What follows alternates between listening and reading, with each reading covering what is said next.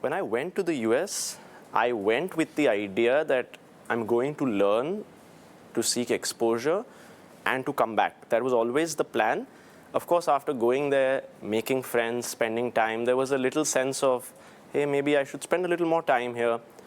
But substantively, I was clear. Okay. I wanted to come back to India, and I wanted to be here, be part of the story, be with my family, and it was an easy choice at the end. Easy choice at the end. Not a lot of people would say that, but I take your point there. But okay, coming back to India was an easy choice, but was the career choice as easy? In the sense, a lot of your peers are entrepreneurs right now. They're doing their own startups, etc. Did you want to dabble there a bit ever? Or was it clear as well that you want to join the bank? So I'll answer that in two parts. I was always clear. I liked numbers. I liked financial services, and I gravitated towards that. It helps that that was part of the conversation at home. As far as the entrepreneurial question is concerned, I do have an entrepreneurial bug in me. I do want to start something from small and nurture it into something larger. I think I'm already doing that. In many ways, 811 is a startup. It happens to be inside a larger company, but it's something we've nurtured, and I definitely see it as my baby, and I feel like an entrepreneur. And credit to the larger team at Kotak for allowing us to be that way. Yeah, but I think it's the other way around right now. Where earlier your father was a banker and you could do what you want. Now it's you are a banker, traditional banker at that. He's the one who's handling USK capital and probably looking at new areas of growth. But are you participating in that? Just curious. No. So I'm very clear. My time right now is in the bank.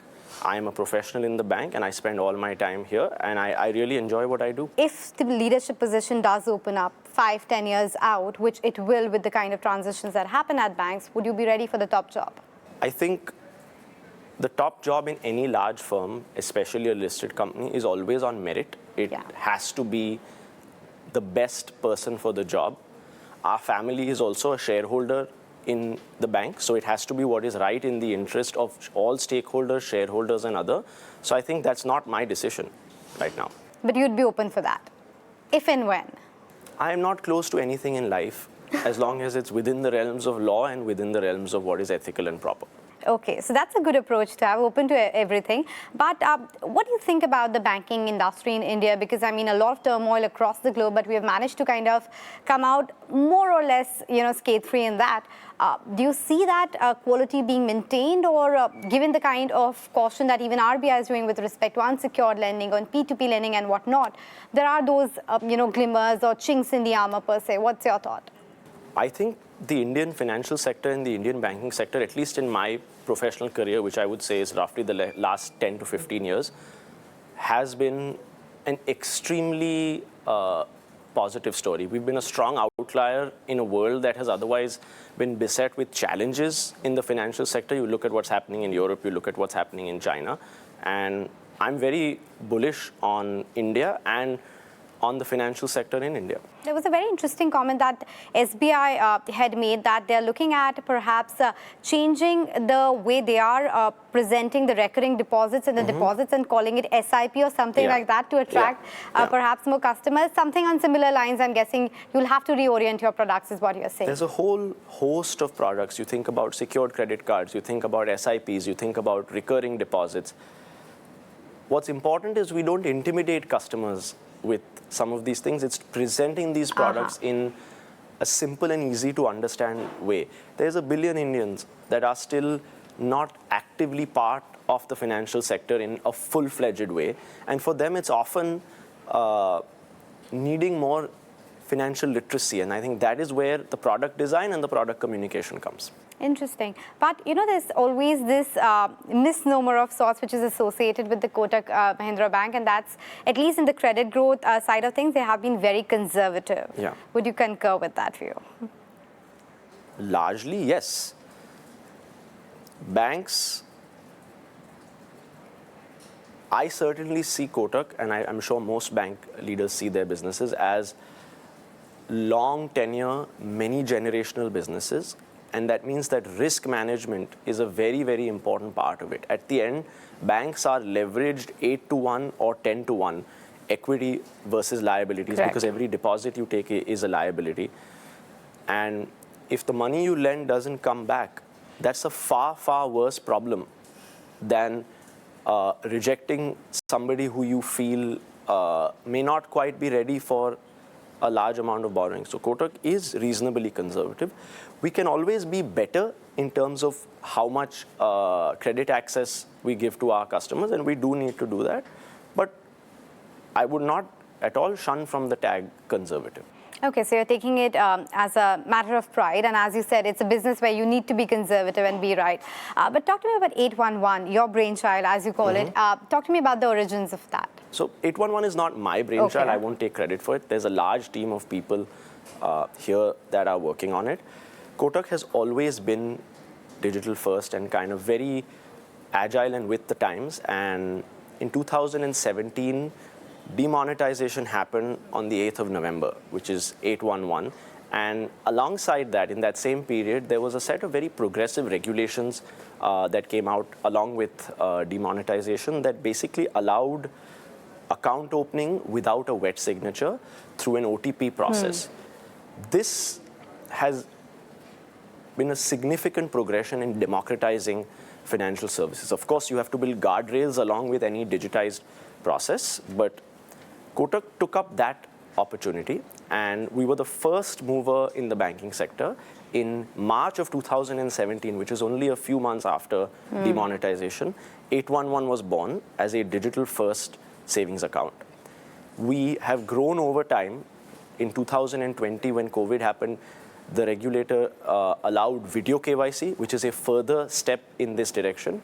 And along the way, 811 has also grown and taken this leap into the future of, taken Kotak with it, leaping into the future of digital India. Okay, so let me now kind of change gears a bit and ask you some rapid fire kind of questions. You can of course detail them out if you want to, but what's your favorite productivity hack? What works for you? Coffee. Easy. How many a day? Not that many, 3. Okay, that's acceptable amount. It's an acceptable Okay, what's your favorite number. coffee then? I am very unsophisticated in how I choose my coffee. We have a coffee machine here. It's a Lavazza coffee machine. I love it, and I don't want to get it changed.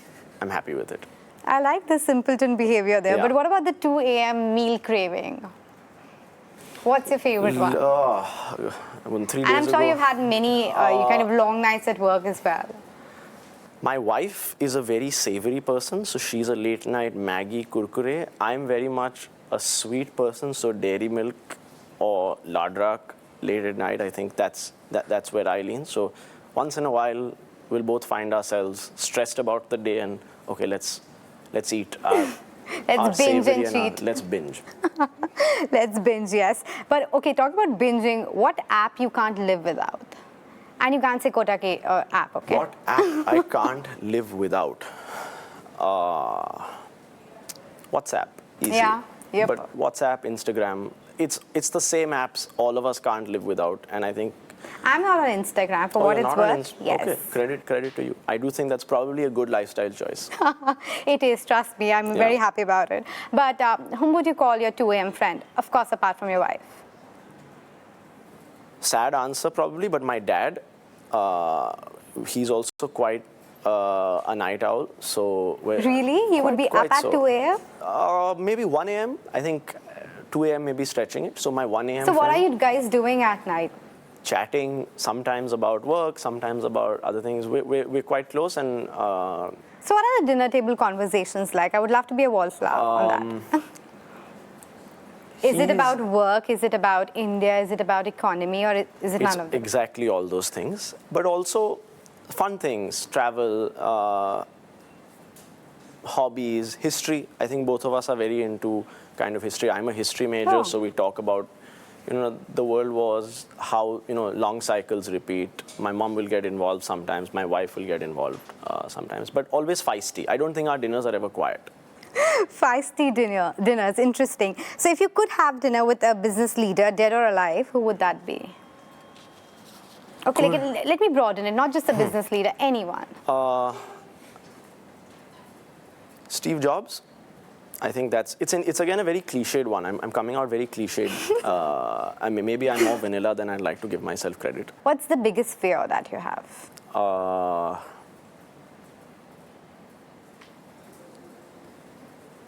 not making a difference in anything at the end of kind of life. Okay, so make a difference. Make That's a good. but it can be to the world, to India, to a few people. I would love for people to be like, hey, this person made a difference to our lives, my life, our ecosystem, our country, something like that. What's the one trend that you're very excited about right now? One trend I'm very Can be excited anything, about. business, personal, fashion, whatever. It's not AI, because There you're not being vanilla yeah, at all. yeah, I thought it's going to be Gen AI I or like something. that we've started traveling as humans again. I like that we've really gone back to hotels, to interesting places. If you look anywhere around the world, you'll see a lot more kind of boutique hotels, boutique kind of travel hobbies, and humans have really burst out of COVID with almost this. Last year, people said it was revenge travel. Now it's still continuing, like Taylor Swift shows, Coldplay. Which you mentioned. People are going out. Are you going for one? I have not got tickets, like most of us here. So I don't think I'm going. But are you a Coldplay fan? Or I've seen Coldplay in the US, but they not for a full show. There was like some kind of Governor's Ball or Capital One Ball or something like that. They played 5-6 songs. So I have seen Coldplay, and I love music. So I enjoy live music, and I enjoy going out and being with people and being around. I think COVID really pulled us back, and I'm glad that we're back to who we were as a species. We are back, and how? Yeah. But what's the best investment decision you have made? Again, cliched, my wife. My wife brings me stability, tranquility. You're getting all the brownie points today when she's watching this. Yes, and I'm glad. But it's true. I think I'm grateful to God. But I didn't say best decision. I said best investment decision. I know it's an investment for life per se, but let me make it a bit more specific to financials. First, so I will answer your question, Sure. but I think the most valuable resource we have is time. And so therefore, if you're investing your time, you are investing. The person you choose to spend the rest of your life with is your investment, because you've invested all your time into that person. But on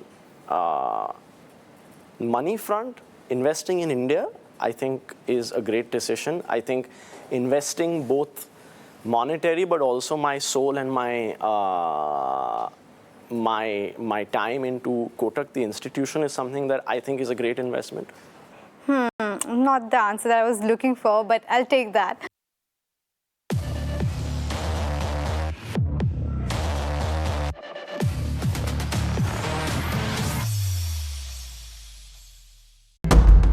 There comes a time when your heart calls for you to arise.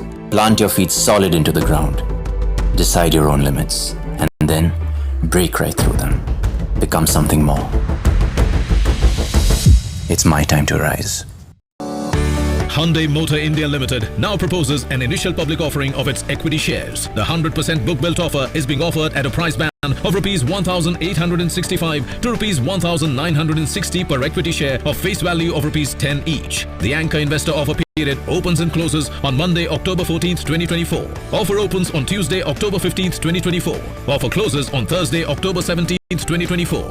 For risk involved and other details, please refer to the red herring prospectus, which is available on the website of the company, SEBI, BRLMs and the stock exchanges.